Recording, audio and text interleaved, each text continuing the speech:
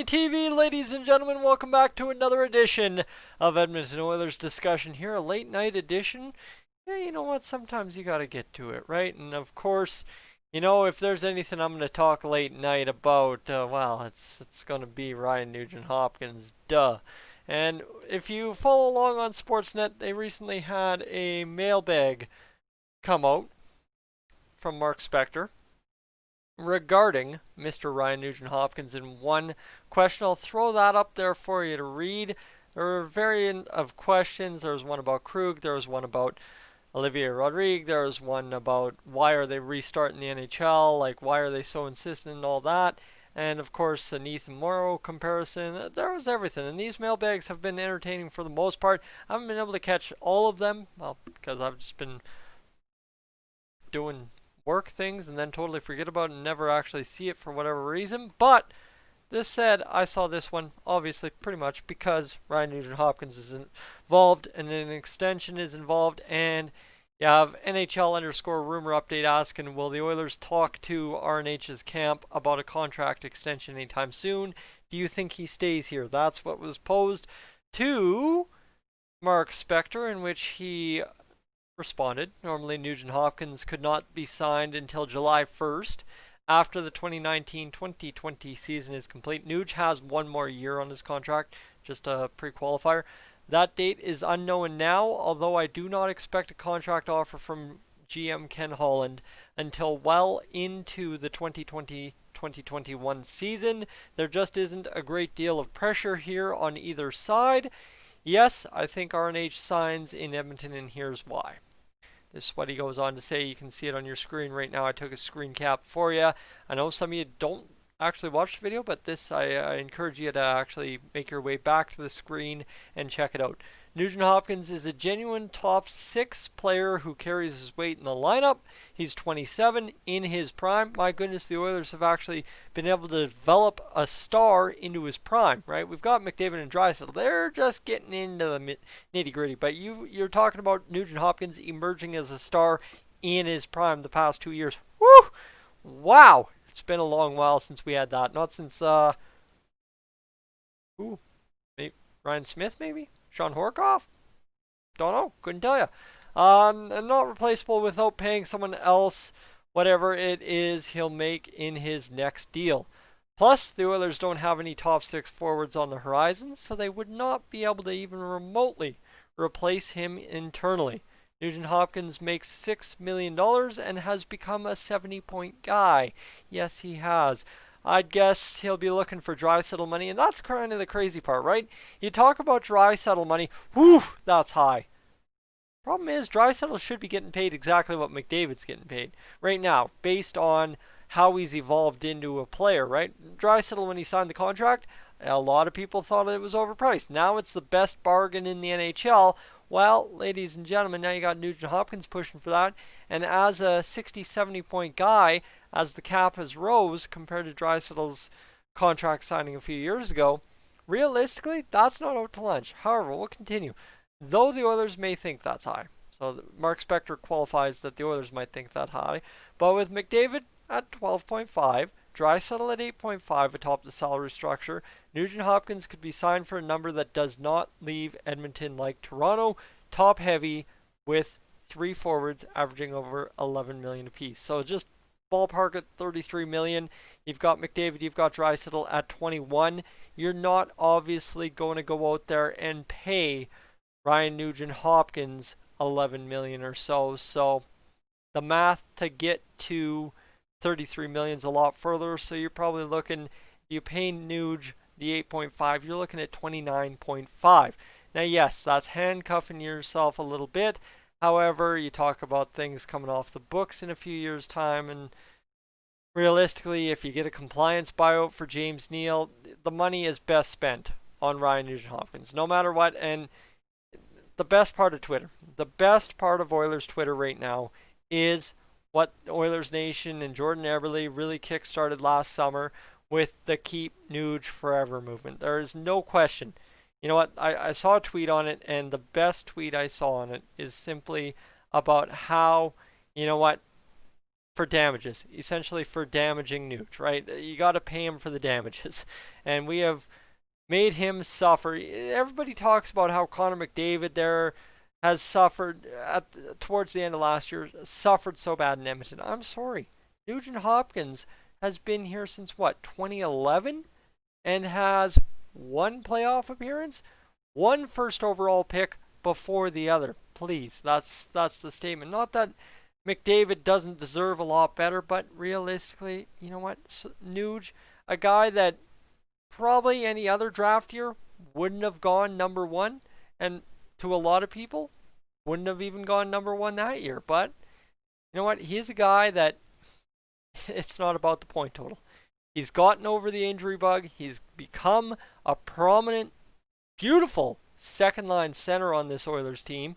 And to that point, he's a two-way forward who does a lot of your penalty killing, right? Sheehan Archibald get a lot of credit on the Oilers' penalty kill, but I am sorry. Nuge and Kara did just as much heavy lifting, maybe not to the degree of shorthanded scoring, but they did a lot of heavy lifting out there on that penalty kill this season.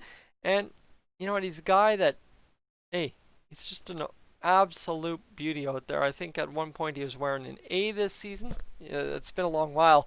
I haven't seen too many photos since then, so it feels fuzzy. But Ryan Nugent-Hopkins, let's just go do a quick goal check on the images of Google. Oh yeah, look at that. Ryan Nugent-Hopkins wearing an A for the Edmonton Oilers. Yeah, so this is a guy who is part of the core, in case you missed it. See, I did that as a little exercise to jog my memory, jog your memory. It's been a long time without hockey, and a guy could really use some hockey back in his life, let me tell you. But right, it is absolutely incredible. Kind of the past, right? You had Draisaitl evolve over the course of a few years. You've had Nugent Hopkins get over the injury bug, get into a prominent role on this team, right? No longer the first line center, not a guy who has to go out there and carry the world's weight like we thought he would have to after he was picked first overall as a centerman, but a guy who can come in and just work, and that's what Nugent Hopkins does. He goes to work. He's got one of, if not the best sneaky wrist shot in the NHL. That's bar none, one of the sneakiest, if not the sneakiest. And then a guy who just goes to work. He's a workhorse down low around the net, right? He's gotten a lot stronger in tight, and similar to James Neal, knows how to clean up the garbage in front. A guy that can make a pass as good as Draisaitl or Connor McDavid if given the chance, and a guy that really plays all situations. And you know what? I could bring up stats here. I've done that enough times. We don't have to do that exercise again. It all comes down to one simple thing. You keep Nuge forever, and you pay him what he wants. That's the thing. You pay him what he wants. Realistically, like I said, with that exercise there about breaking down the Toronto salary situation, you have a lot of room to go with Nugent Hopkins before you hit the 33 million mark. And again, I'm going to kind of take it from this angle in which we thought we overpaid for Draisaitl, right? There was a lot of craziness that we overpaid for Draisaitl after a 70-point season. Thing is, with Nugent Hopkins, it's now a couple of years removed from that. You've got the situation, the fact that Draisaitl's emerged. Now, I don't expect Ryan Nugent Hopkins to go out there and score 110 points and win the Art Ross 2 years from now. No. But, you know, the solid all-around game is worth something. But Leon Draisaitl money is not Leon Draisaitl money. Not at all.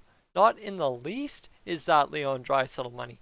Because Leon Draisaitl has worked himself into a situation where he is a legit Connor McDavid type salary player. So it just at the end of the day is what it is. But if you want to go to Cap Friendly for me for a second here and just draw up a quick comparison to what's going on with Leon Draisaitl's contract, compare this contract, standard contract, kind of see where the contracts line up.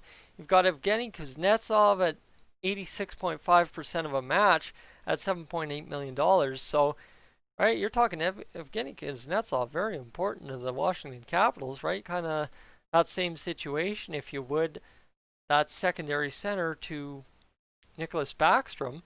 That's an interesting one. The Jack Eichel contract, kind of a comparison. Ryan Johansson, 77.2% at $8 million. So yeah, there's a couple of options here, and I think Ryan Johansson, Evgeny Kuznetsov, you draw two comparisons at 7.8 and 8.0. You know what? You settle somewhere in between 7.8 and 8.5 for Ryan Nugent-Hopkins, and you've got yourself a steal of a deal, especially, right? You're talking about bridging Nugent-Hopkins into his early to mid 30s. If he's 27 now, and you've got him through, let me just go through an exercise here. We can just pull this up here for a second. So Nugent-Hopkins, he'll be 28 next April. So you bridge him. Next season's his 28-year-old season. You sign him from here. That's 1 year, so 29, 30, 31, 32. You sign him to a 4-year deal, and you've got him till he's 40 or 32. At that point, you know what? Then we can reevaluate if it's a keep Nuge forever situation. But at this point, 100%. You get him into his late, early, mid 30s, however you want to classify 32, 33, and start kind of figuring out what the player Ryan Nugent-Hopkins is worth then. But at this point, guys, the Oilers have to pull out every single stop in the book to make sure this guy stays in Edmonton Oilers. This is way too valuable of a player on the ice, and of course, to kind of getting it right from past mistakes. Ken Holland, a guy who's come in and righted a lot of wrongs, well, you know what? This is a big test, and I really hope to see this one solidified. But again, there's really no rush, according to Mark Spector, so we'll continue to see what happens. And hopefully, Ryan Nugent-Hopkins plays himself right into that 7.8 to 8.5 sweet spot. Might hurt for the first year, but look at Draisaitl, right? Simply put, players can outperform contracts, and it might not be year 1. It might be year 2. And hey, you know what? Never a bad thing. Guys, I'm Tyson. This is Stall TV. I am up on out of here.